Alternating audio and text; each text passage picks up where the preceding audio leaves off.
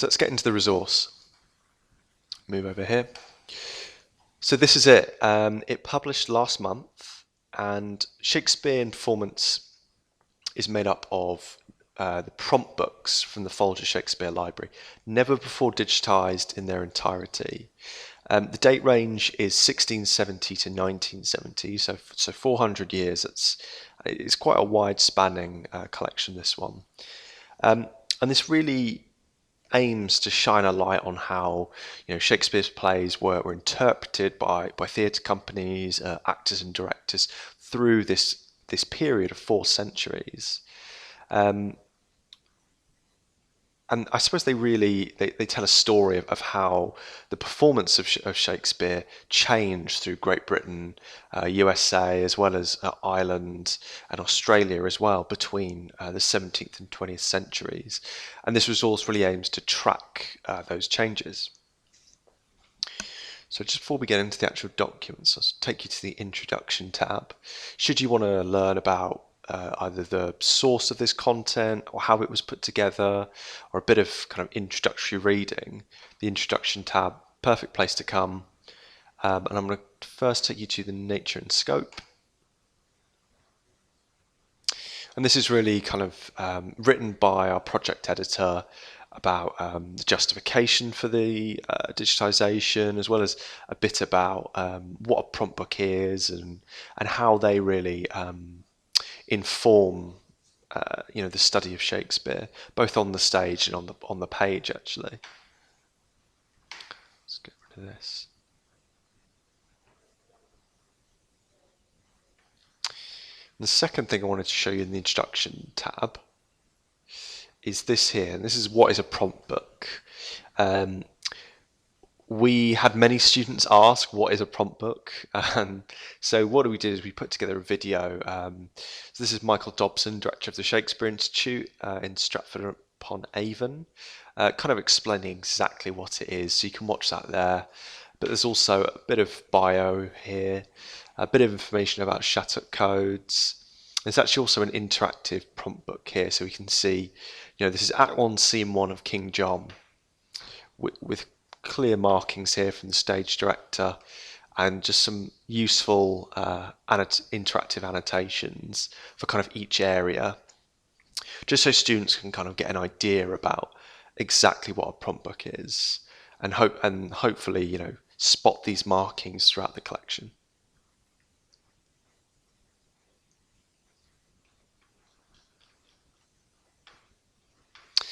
And lastly, the last thing I want to show you in the Introduction tab is just a bit of bio about the Folger Shakespeare Library. It's one of the largest repositories, actually I think the largest repository of Shakespeare items in the world. Extremely well renowned, and we've managed to digitize this entire prompt book collection. And let's get into the documents themselves. So you'll see that when we click into the Documents tab here, the browsing is actually set out by play. You can view all, top left-hand corner here, so you can view everything. But refining it by play is going to probably be the easiest way to get to the material you need. We also have a search bar, you can see in the top right-hand corner here, as well as an advanced search page.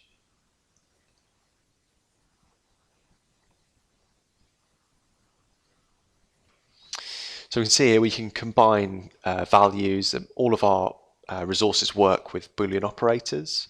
So we can combine values here, word stemming and proximity, as well as filters as well. So we can actually filter by play. We can also filter by document type.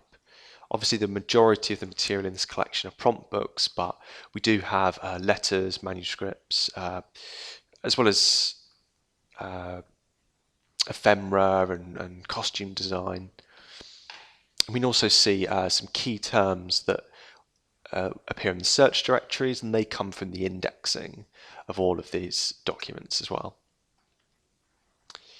But I'm just going to head back to the documents list.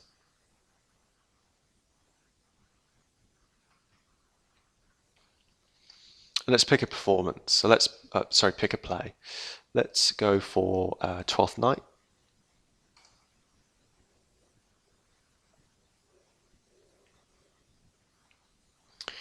So when we click into a play, it's going to show them from the earliest date ascending. So you can change that. You can look at the newest editions here if we just sort that by date.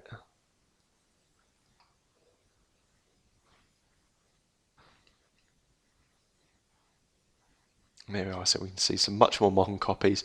I'm actually going to go back to the 1600s copy.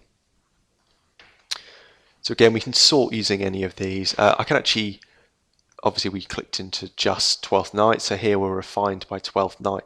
We can refine by document types as well. So if we're just looking for prompt books, I could apply that filter. But I just want to click into this one here.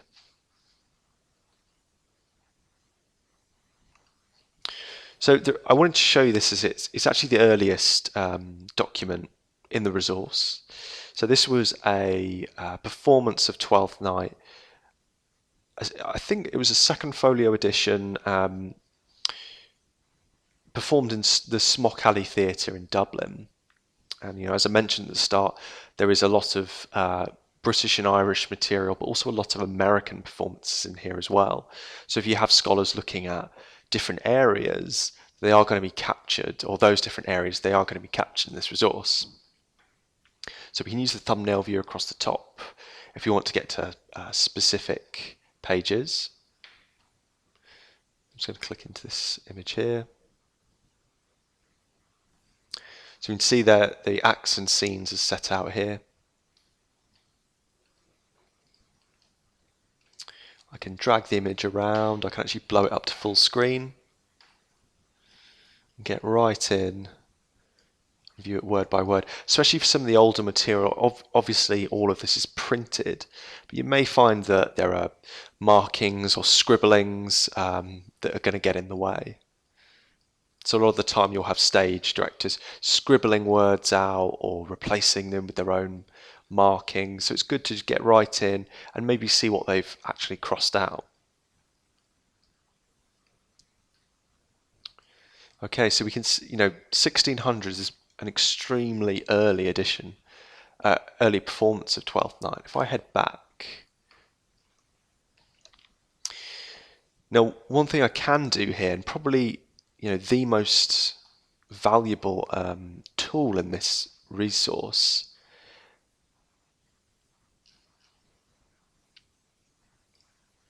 is I can actually compare two prompt books at once.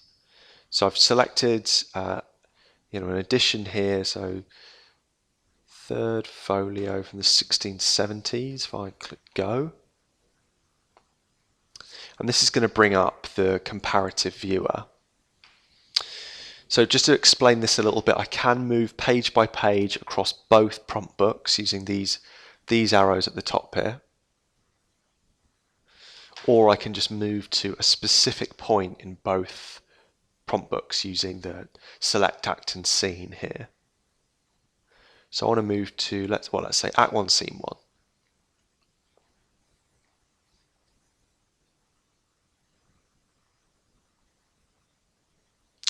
And what this allows researchers to do is take two performances of the same play and see how the stage managers, the actors, the directors interpreted these performances differently. And, as I mentioned at the start, some of the 19th century performances are worlds away from the 17th century performances and so on. So it's extremely interesting. Very little in terms of markings here, but you can see, a few little changes and marks on this one here.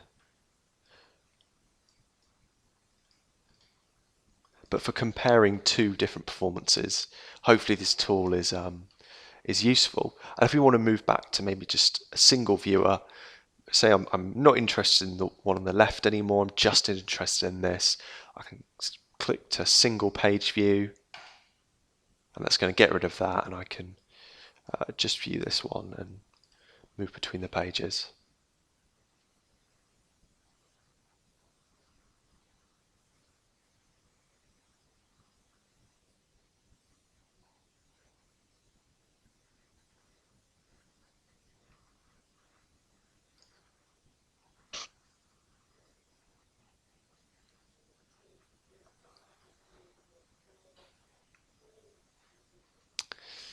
There we are. I should say that if you do, maybe you find a page or with some particular markings that are of interest, or you can, or a series of pages, what you can do is actually download the individual page to PDF if that's of interest to you, or you can download the particular chapter or scene, I should say. Or if we move back to the document details page, we can just download the entire prompt book using this button here. Alternatively, we can actually save any prompt book or any page to our own personal repository. So that appears in a tool we call My Archive. You do need to register and log in. It takes less than 30 seconds. I'll just do mine here.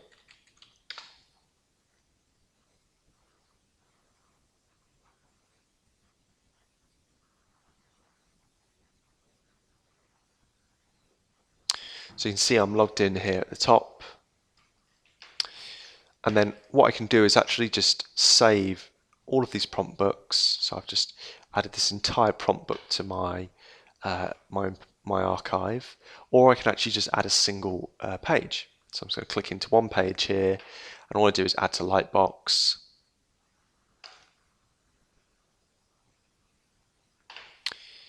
And then head up to the top.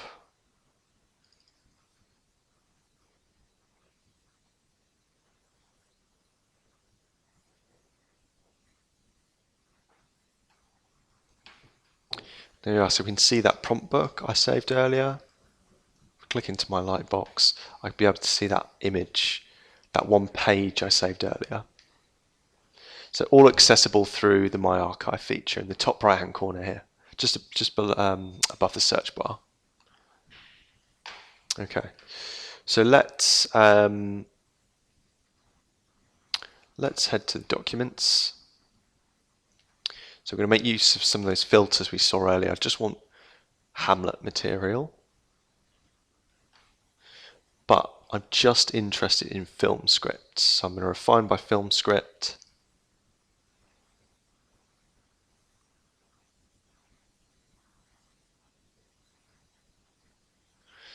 Here we are.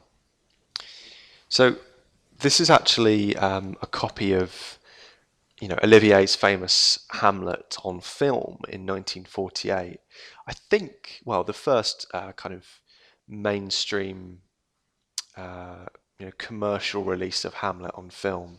I'm not too sure about silent era or pre-1940s, but this was a blockbuster at the time, and still is one of the most seminal Hamlets on film. I suppose until Zeffirelli really, but so I just wanted to show that we actually have the script. It appears in the prompt book collection. So I wanted to show you this is really one of the later documents in this resource. And again, there are markings here, there are notes on how Olivier should portray Hamlet, and some of the reworkings that were put into the script. And I think it's very interesting to maybe compare this with perhaps a 19th century version of Hamlet on the stage.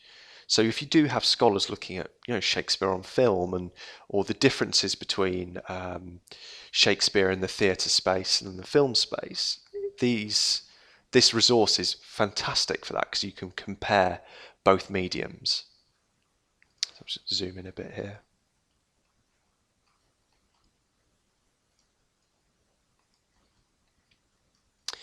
So you can see here, as well as the script, there's actually I think they're editing marks or kind of director's marks about where the cameras need to be, where the fades need to be.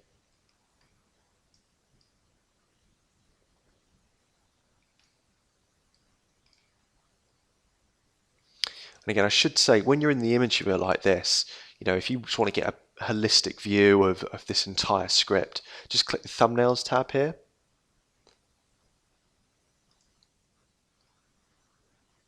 And this is kind of zoom out to all the individual pages.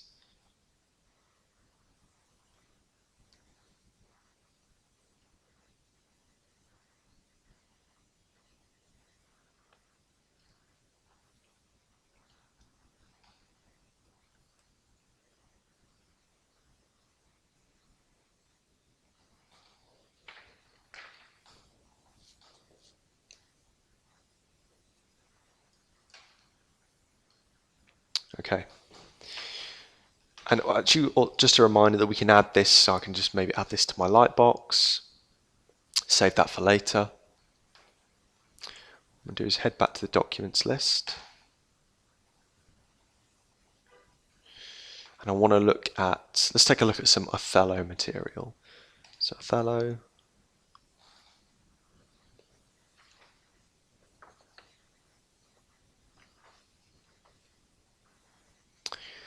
So I want to look at all the Othello material, but I maybe want to sort it by, let's sort it by document type, just so I can get an alphabetical view of everything.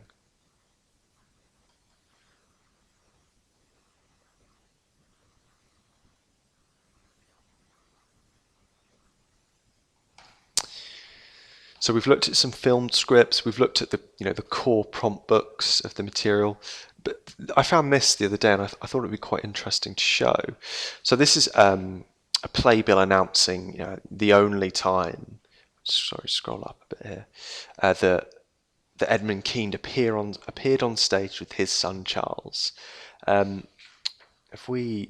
can actually see in the description here that Edmund Kean, obviously an extremely famous actor, and he played he played Othello alongside his son, who played Iago. But unfortunately, he died or collapsed on stage. I should actually point out that we do have all of these fields of metadata for all of these prompt books. So let's click into this playbill.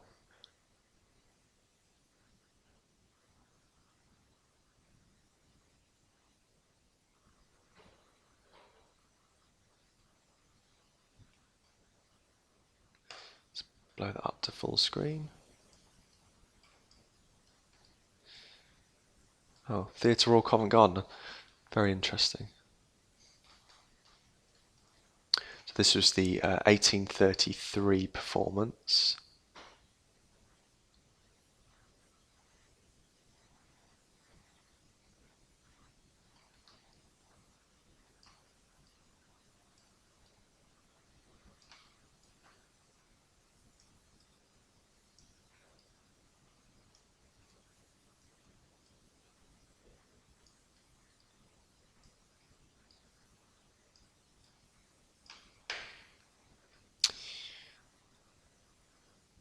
So there we are. That's just 3 documents I wanted to show you.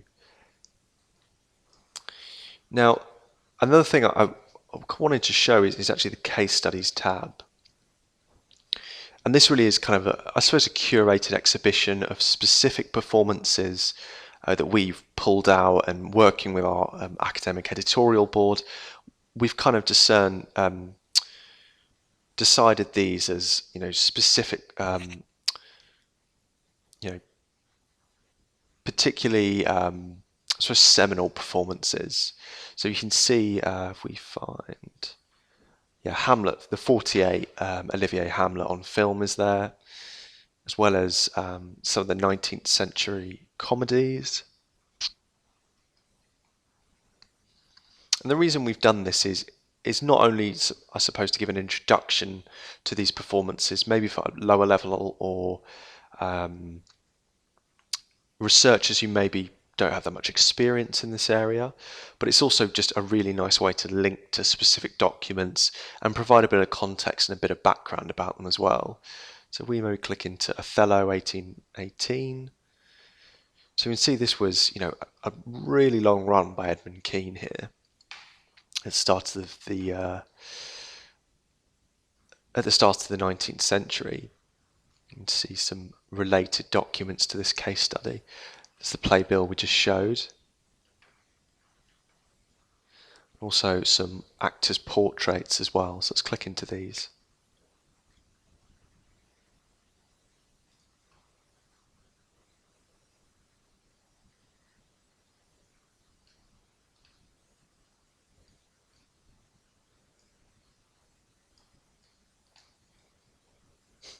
Nice shoes.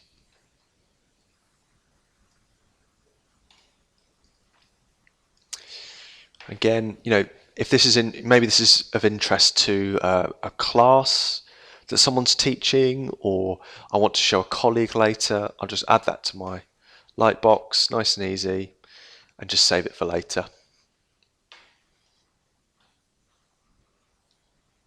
Okay. So that's the material itself.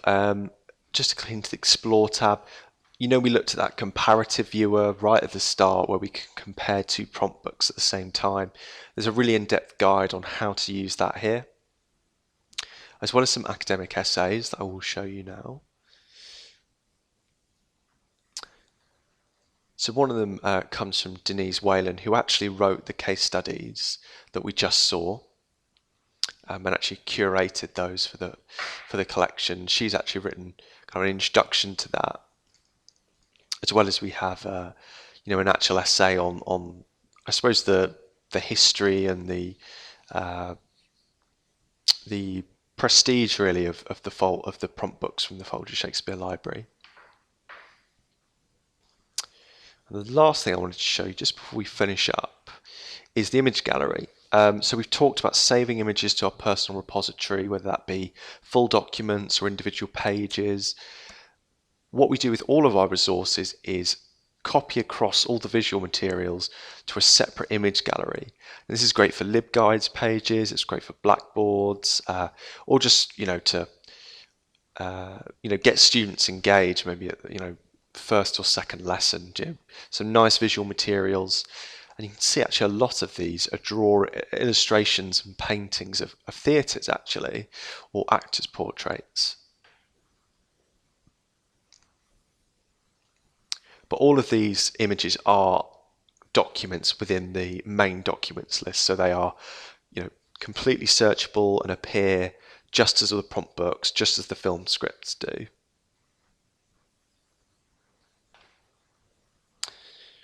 So maybe I'm interested in some of these costume designs. Let's say this one of Othello and this one of Iago. I can select these two,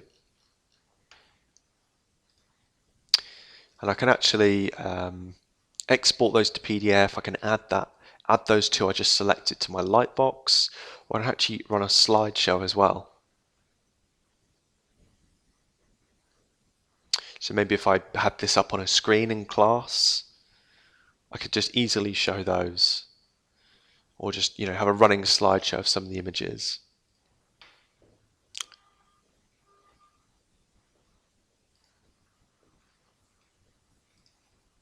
Oh.